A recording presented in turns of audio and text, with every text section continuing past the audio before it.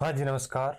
Geography and Rajasthan history by sir Shivda YouTube channel पे आपका हार्दिक स्वागत है, अभिनंदन है।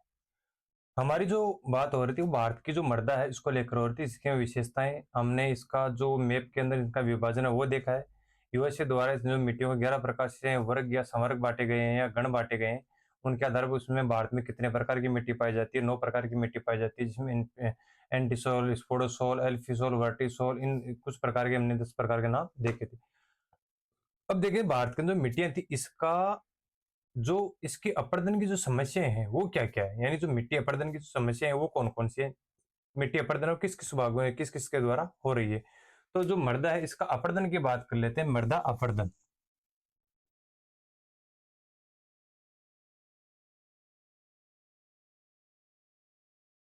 मृदा अपर्दन का मतलब ये है कि किसी को एक स्थान से हटा के दूसरी जगह व्यवस्थित कर देना है, इसको वहां से हटाकर दूसरी जगह ले जाना। अपर्दन ये नहीं होता वहां से हटाना। तो मृदा अपर्दन देख के तो विशेष तौर से दो रूप से जो मृदा अपर्दन होता है, एक तो पवन द्वारा और एक जल द्वारा। जल की बात करें, इसमें जो नदियां हैं, नदियों द्वारा। और बात कर लेते हैं इसमें जो जल है, जल भराव द्वारा। ठीक है, नदियां हैं अपर्दन कर लेती है, मृदा जल भराव की अन्य समस्याएं उत्पन्न कर देती है, जल क्रांति की समस्याएं हो जाती है। और जो भारी वर्षा होती है उसके कारण, भारी वर्षा के कारण। पवन की बात करें तो जो वर्ष भर आंधियां चलती है, इन आंधियों द्वारा मृदा क्या किया जाता है, अपर्दन किया जाता है। यानी जो मृदा का अपर्दन विशेषकर दो रूपों से होता है, पवन द्वारा और जल द्वारा। यानी जो मृदा का अपर्दन है मुख्य दो प्रकार से होता है, जल द्वारा और पवन द्वारा। इनके द्वारा जो विभिन्न क्रियाओं के द्वारा क्या गया मृदा का अपर्दन किया जाता है। मृदा का अपर्दन के लिए देखें तो सतह का जो सतह है उस पर डिपेंड करती है कि सतह किस प्रकार है। अगर मुलायम सतह है तो वहां का अपर्दन ज्यादा होगा, कठोर सतह है तो वहां का अपर्दन क्या होगा, कम होगा। तो इसकी विशेषता में बात करें कि जो बात करें कठोर और मुलायम, मुलायम सतह है तो इसका अपर्दन क्या होगा, अधिक होगा। और जो कठोर सतह है इससे अपर्दन क्या होगा, कम होगा, अपर्दन कम होगा। तो बात करते हैं जो बलुई मिट्टी है, या जो बलुई या शुष्क क्षेत्रों में जो बलुई मिट्टी पाई जाती है वहां पर जो आंधी वर्ष भर सर्वाधिक चलती है तो उस मिट्टी का क्या है, अपर्दन सर्वाधिक होता है। तो बात करें मृदा अपर्दन जल और पवन द्वारा होता है, जिसके अंदर हमने देखा कि सबसे पहले जो अपर्दन है, पहला जो अपर्दन है परतदार या चादरी अपर्दन। इसका मतलब ये है कि किसी विस्तृत क्षेत्र पर, कोई विस्तृत क्षेत्र है उसके ऊपर जो ऊपर का जो आवरण है मृदा का, पवन द्वारा या वायु द्वारा उस संपूर्ण विस्तृत क्षेत्र के संपूर्ण ऊपरी आवरण को वहां से हटा देना, उसका अपर्दन कर देना। तो वो कौन सा अपर्दन होगा, चादरी अपर्दन। विस्तृत क्षेत्र के ऊपरी मिट्टी के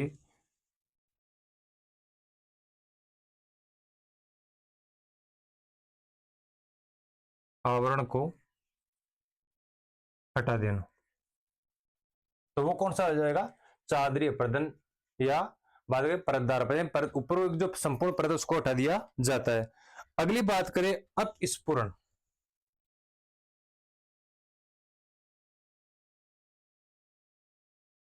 अपस्फुरण क्या है, जब वर्षा की जो बूंदे होती है, वर्षा जल की जो बूंदे हैं, इसको जो असंगठित जो मृदा है, असंगत जो मृदा है उसके कणों का कुछ दूरी तक अपर्दन करना, तो कौन सा है, अपस्फुरण अपर्दन कहलाएगा। फिर सी में बात करते हैं तो नली का जो अपर्दन है, ये नली का अपर्दन क्या है, जब बारिश होती है तो यहाँ पे कुछ जल इकट्ठा होता है, कुछ धाराओं के रूप में जब जल प्रवाहित होता है।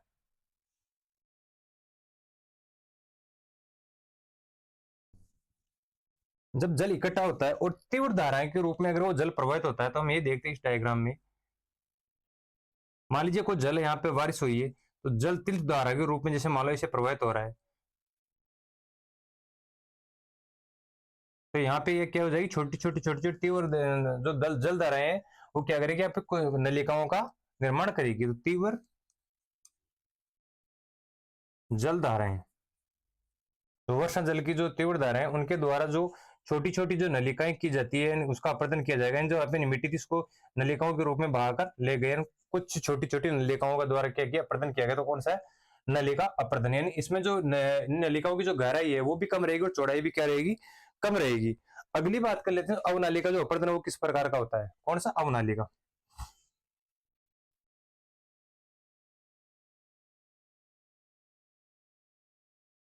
अवनालिका जो अपरदन है वो अपरदन अत्यधिक गहरे, जो नालियां अत्यधिक गहरी होगी, जो जल धाराएं हैं उनके द्वारा गहरे गहरे व विस्तृत क्षेत्र पर क्या होगा, अपरदन होगा। यानी जो इसमें तो क्या नालिका में क्या छोटी छोटी धारियां प्रवाहित होती है और कुछ दूरी तक कम गहराई वाली और कम चौड़ाई वाली क्या बनाएगी, जिसमें नालियां बनाएगी। अवनालिका में क्या होगा कि जो नदियां है, इसे मान लीजिए नदी का उदाहरण ले लीजिए, हमारे चंबल का इसमें उदाहरण हमें देखने को भी मिलेगा। तीव्र तीव्र जो धाराएं प्रवाहित होगी उसमें गहरी खाइयां और विस्तृत रूप में क्या करेगी, खड्डों का निर्माण करेगी या उन धाराओं को नलिकाओं का निर्माण करेगी। इस प्रकार जो नदियां बहेगी या अनेक गहरे गहरे खड्डों का निर्माण करेगी, गहरी खाई के रूप में चलेगी, तो अत्यधिक विस्तृत या उसमें उत्खाद भूमि या बीहड़ भूमि विषय कहा जाता है। इसमें क्या करेगी, जो नदियां हैं, जैसे मान लीजिए नदी प्रवाहित हो रही है, इसमें सहायक नदियां भी है, तो ये नदी क्या करेगी, जो जिस मार्ग से बह रही है इसके अन्य मार्ग में भी अगर कोई नदियां आ रही है तो क्या करेगी, यहाँ पर जो क्षेत्र है इसका बहुत ही गहराई में खड्डों के रूप में इसका क्या करेगी, निर्माण करेगी। जैसे मान लीजिए यहाँ पे ये खड्डा हो गया, यहाँ पे ये खड्डा हो गया, यहाँ पे इसका कटाव कर दिया, ये खड्डा हो गया। तो इसमें जो नालिका, जो नदियों द्वारा जो नलिकाएं हैं इनका क्या अत्यधिक गहरा और विस्तृत रूप में क्या इसका अपरदन किया जाएगा, किसमें, अवनालिका अपरदन में। इसका जो हमारे सामने उदाहरण आता है वह आता है चंबल नदी द्वारा जो उत्खात भूमि है। कौन सी नदी, चंबल नदी।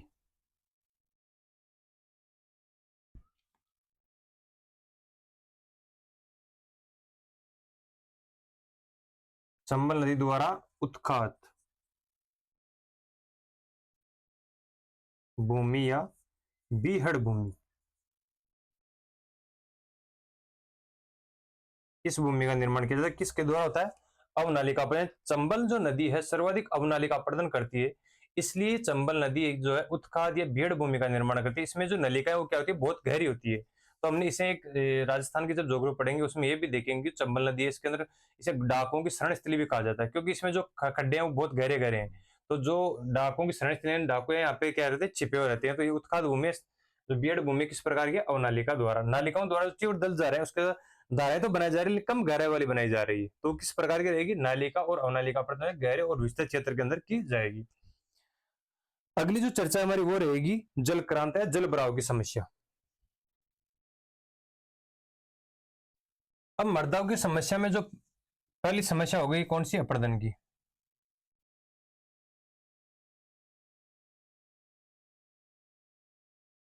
पहली कौन सी होगी, मर्दा अपरदन की।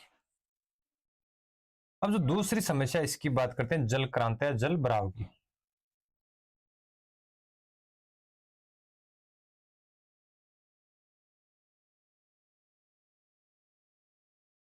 जल क्रांत या जल भराव समस्या क्या है, जिस भूमि पर जल भरा हुआ रहता है, यानी जिस भूमि में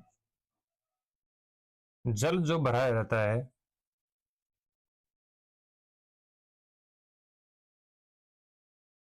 जल भरा रहता है, तो वहां पे क्या जो मृदा है वो संतृप्त हो जाती है। मतलब नीचे जो पानी है उसका रिसाव नहीं हो पाता, यानी वो एक ही जगह जो जल भरने से क्या मिट्टी है उसके जो अणु है उसमें अन्य जो पदार्थ जाके मिलने से जम जाते हैं, जिससे कि मृदा संतृप्त हो जाती है और यहाँ से जो जल का प्रवाह नहीं हो पाता है। तो जो संतृप्त हो जाती है तो इसमें CO2 की मात्रा बढ़ जाती है।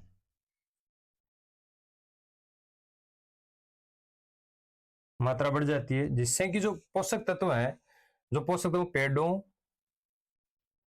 पेड़ों तक पोषक तत्व नहीं पहुंच पाते हैं।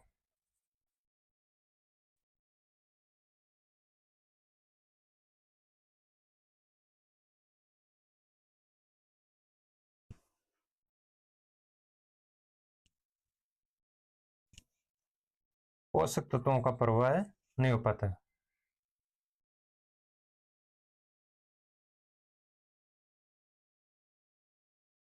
जिससे कि जो ये भूमि है वो किस प्रकार की हो जाती है, बंजर प्रकार की,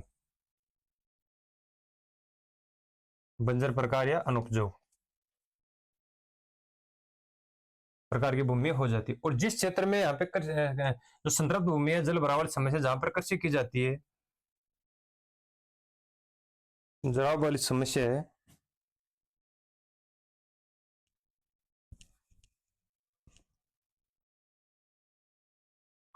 कृषि वाली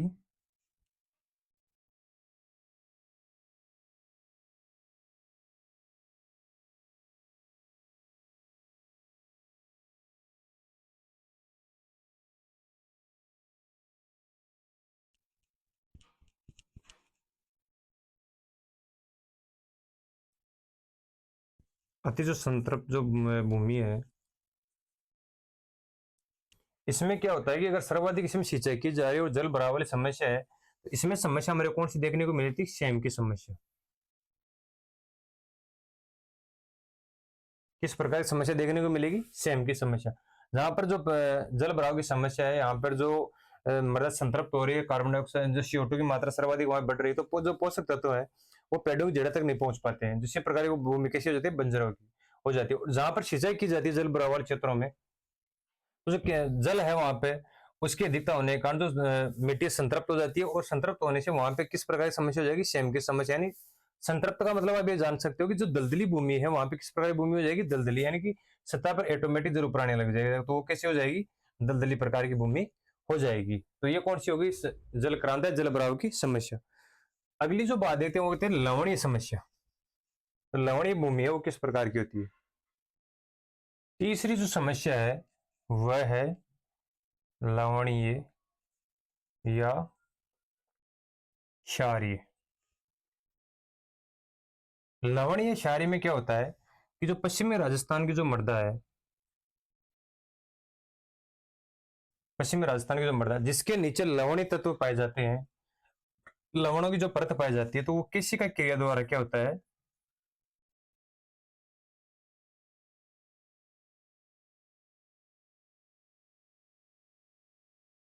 सतह पर आते हैं। और जो समुद्री क्षेत्र है,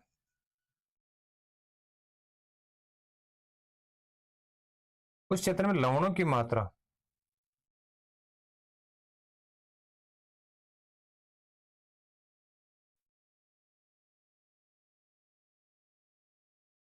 होने के कारण ये जो भूमि कैसी हो जाती है, बंजर या अनुपजाऊ,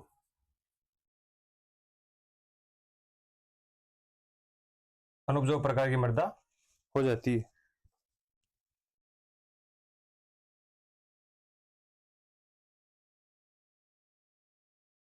ठीक है। यानी समुद्री क्षेत्रों में जो लवणों की मात्रा के कारण, और जो पश्चिमी राजस्थान है इसमें बात करें जो शुष्क मृदा है, या जो मरुस्थलीय प्रकार की मृदा पाई जाती है राजस्थान में, किस मृदा में, पश्चिमी राजस्थान में शुष्क व मरुस्थली, जहां पर लवणों की मात्रा जो अधिक रहती है, जिसमें क्या किसी का क्रिया द्वारा जो सतह के ऊपर क्या लवण आ जाते हैं, जिससे वो मृदा कैसी हो जाती है, अनुपजाऊ हो जाती है। और बात है समुद्री क्षेत्रों में जो लवणों की मात्रा अगर अधिक है, तो वहां पर भी जो भूमि किस प्रकार की हो जाएगी, अनुपजाऊ हो जाएगी, बंजर प्रकार की भूमि हो जाएगी। यहाँ पे किसी प्रकार की वनस्पति का क्या होगा, विकास नहीं होगा। जैसे हम देखते हैं जहां पर राजस्थान, पश्चिमी राजस्थान में सर्वाधिक लवणों की मात्रा जिस क्षेत्र में पाई जाती है, तो वहां पर नमक का उत्पादन किया जाता है।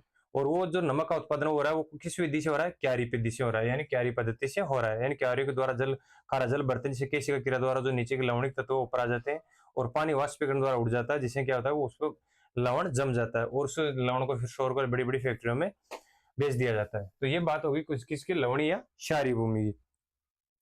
अब जो लवणीय जो क्षारीय भूमि, इसमें बात कर लेते हैं जो मृदा का इसके पीएच के मान करते हैं, पीएच के मान। तो पहले देखते हैं अम्लीय, क्षारीय, उदासीन यानी अम्लीय, क्षारीय और उदासीन। उदासीन के बाद हम और देखते हैं इसमें लवणीय प्रकार की मृदा। अगर इसका पीएच मान 7 तक है तो वो मृदा कैसी होगी? अम्लीय प्रकार की होगी। यानी अगर मृदा का जो पीएच मान है वह 7 या 7 से अगर कम रहेगा, 7 से कम है तो किस प्रकार की मृदा है? अम्लीय प्रकार की। अगर 7.2 तक है तो ये मृदा किस प्रकार की है? अगर पीएच मान इसका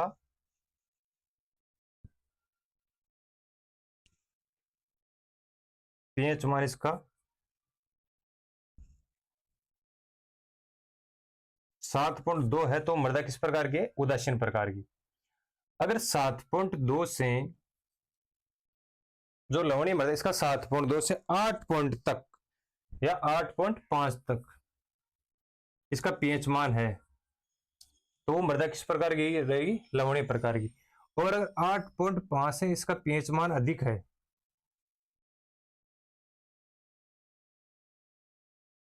पीएच मान कितना है? 8.5 से अधिक, तो मृदा किस प्रकार की है? क्षारीय प्रकार की। पीएच मान की बात करें तो अगर लवणीय मृदा 7 से कम है, इसका पीएच मान, जिस मृदा का पीएच मान 7 से कम है या 7 के आसपास, तो कौन से है? लवणीय प्रकार की।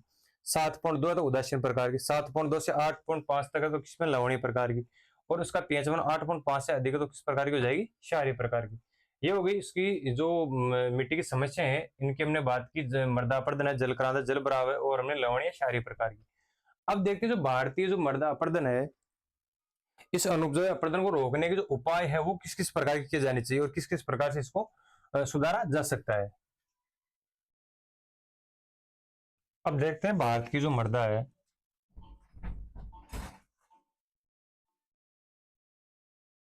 अनुपजाऊ व बंजर होने से रोकने के उपाय। ठीक है, पहली बात करते हैं वृक्षारोपण की।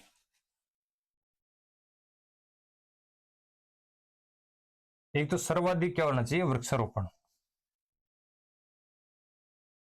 सर्वाधिक वृक्षारोपण व वनों को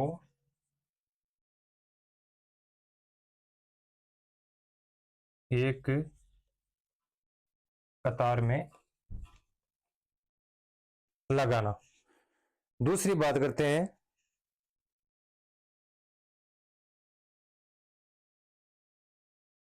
मेड़बंदी, यानी कि जो भूमि है इसके चारों तरफ मेड़बंदी होनी चाहिए, जिससे कि जल भी बाहर नहीं जा पाए और जो हवा है उसके द्वारा अगर मिट्टी का अपरदन तो वो भी इस मेड़बंदी के पास में जाके इकट्ठी हो जाए।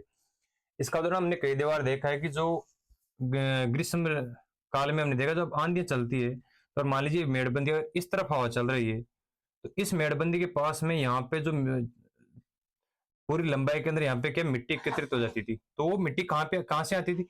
इसी जो एरिया है, इस भूमि की जो मिट्टी, इससे अगर हवा चल रही है तो इस यहाँ पे जाके क्या जमा हो जाती है, क्योंकि इस जो मेड़बंद इसका क्या अवरोध हो जाता है। अगर ऐसे चलेगी तो इस तरह जाके जम जाएगी, इधर चलेगी तो यहाँ पे जाके इकट्ठी हो जाएगी और यहाँ आएगी तो इस तरफ इकट्ठी हो जाएगी। तो यानी कि जो भी भूमि है इसके चारों तरफ क्या होनी चाहिए? मेड़बंदी हमेशा होनी चाहिए। और जो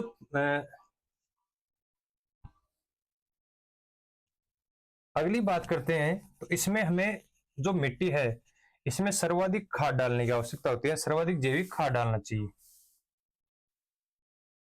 जैविक खाद, मिट्टी में सर्वाधिक जैविक खाद गिरना चाहिए। अगली बात करते हैं जो पहाड़ी क्षेत्र है, उन पहाड़ी क्षेत्रों में जो कृषि है वो किस प्रकार की जानी चाहिए? सीढ़ीदार।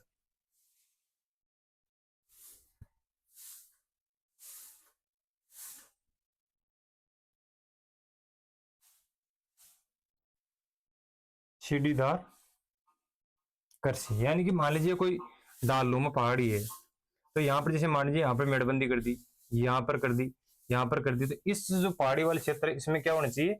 मेड़बंदी होनी चाहिए। जो सीढ़ीदार कृषि है वो कहाँ पे होगी? पहाड़ी क्षेत्रों में। पहाड़ी क्षेत्रों में जो होगी सीढ़ीदार। तो जब ये मान लीजिए यहाँ पे समतल भूमि आ गई है इतनी दूर की, तो यहाँ पे इसकी मेड़ बांध दी जाती है। फिर नीचे होगी तो यहाँ पे आ गई समतल भूमि, फिर यहाँ पे इसमें मेड़ बांध दी जाती है। तो ये जो क्षेत्र है समतल वाले, इनके अंदर जो सीढ़ियां है, अब जैसे मान लीजिए इतनी दूर यहाँ पे लगा दी इसके मेड़, यहाँ पे फिर यहाँ पे मेड़बंदी कर दी। ये मेड़बंदी जो थी समतल वाले क्षेत्र के अंदर थी। और ये जो सीढ़ीदार कृषि है वो कहाँ पे की जाती है? पर्वतीय वाले क्षेत्रों के अंदर किस प्रकार की कृषि की जाती है? सीढ़ीदार कृषि की जाती है। और फिर अगली बात करते हैं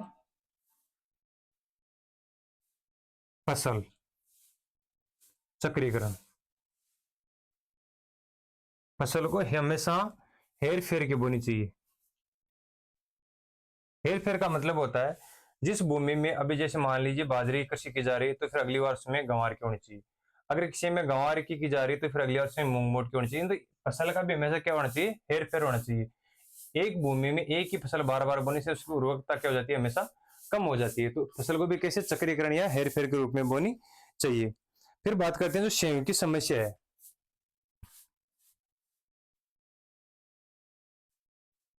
सेम की समस्या है, जिस भूमि में जल भराव से सेम की समस्या हुई तो वहां पर जो कृषि की जाएगी उसमें जिप्सम का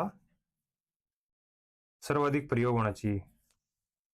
ठीक है, जहां पे जो जेम सेम की समस्या वहां पे जिप्सम का सर्वाधिक प्रयोग होना चाहिए। तो ये जो कुछ विशेषताएं थी मृदा अपरदन को रोकने के लिए और उसकी जो बंजर होने से रोकने के लिए कौन से उपाय? वृक्षारोपण करना, सर्वाधिक वृक्षों को मेड़बंदी के रूप में लगाना, मेड़बंदी करना, सॉरी एक कतार में लगाना, मेड़बंदी करना, जैविक खाद का प्रयोग करना, सीढ़ीदार कृषि करना, फसल का हेरफेर करके बोना, सेम की समस्या तो वहां पे जिप्सम का प्रयोग करके फसल को बोना। तो ये कुछ विशेषताएं थी भारत की जो बंजर भूमि है इसको रोकने की। अब बात कर लेते हैं कुछ विशेषताएं कि भारत में जो सर्वाधिक बंजर भूमि है,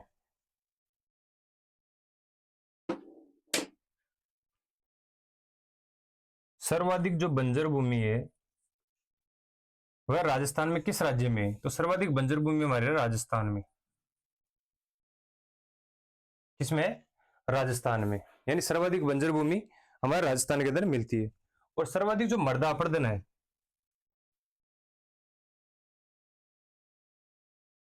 वो भी किस राज्य में है? राजस्थान में। लेकिन राजस्थान में जो सर्वाधिक अपरदन होता है वो किससे होता है? पवन से। फिर बनाते हैं जो लेटेराइट मृदा है, इसका उपयोग किस लिए किया जाता है? ईंट बनाने में। ये कुछ विशेष पॉइंट है। कपास मृदा किसे कहा जाता है? कपासी। कपासी जो मृदा है वो किसको कहा जाता है? काली मिट्टी को। और लेटेराइट जो लाल मिट्टी है इसके अंदर सर्वाधिक कृषि किसकी की जाती है? कहवा की और चाय कॉफी की। ठीक है, इसमें सर्वाधिक लेटेराइट जो मृदा इसमें कॉफी है, चाय जो इसमें कॉफी,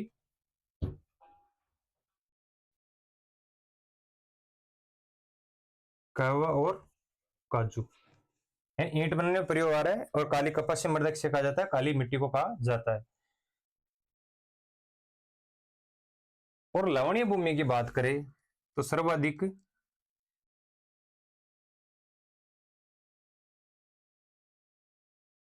जो लवणीय भूमि है वो किस राज्य में है? गुजरात में।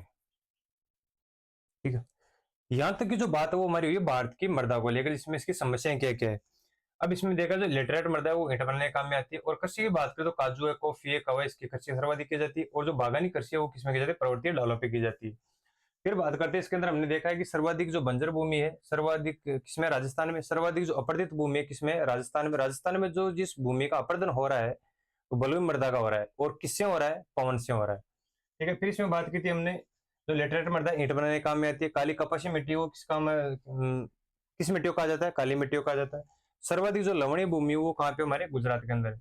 और मृदा अपना उपजाऊ हमने देख लिया। वृक्षारोपण, वृक्षों को एक कतार में सीधी रेखा के अंदर लगाना चाहिए, मेड़बंदी करनी चाहिए, जैविक खाद, सीढ़ीदार कृषि, फसल चक्रीकरण ऐसे हेर फेर के बोनी चाहिए। और सेम की समस्या के लिए हमें जिप्सम का प्रयोग करना चाहिए। आज तक का जो हमारा टॉपिक है वो है भारत की मृदा को लेके पूर्ण हुआ है। इसके अंदर मैंने कोशिश ये की है जहां तक कि ऐसा कोई क्वेश्चन नहीं हो जो इस हमारा जो मृदा का जो टॉपिक हुआ इससे बाहर की ओर जाए। कोशिश मैंने ये की 6 से लेकर 12 तक की एनसीईआरटी बुक्स है, अन्य जो बुक है मैंने उसके अंदर देख के इसको आधार बनाया, जिसके अंदर मैंने ये देखा है कि ऐसे कौन से क्वेश्चन बार बार पूछे जाते हैं, इनका मैंने समय का समावेश किया है। और मानचित्र के आधार से मिट्टी का जो मृदा का जो टॉपिक है भारत का, वो आज कंप्लीट हुआ है।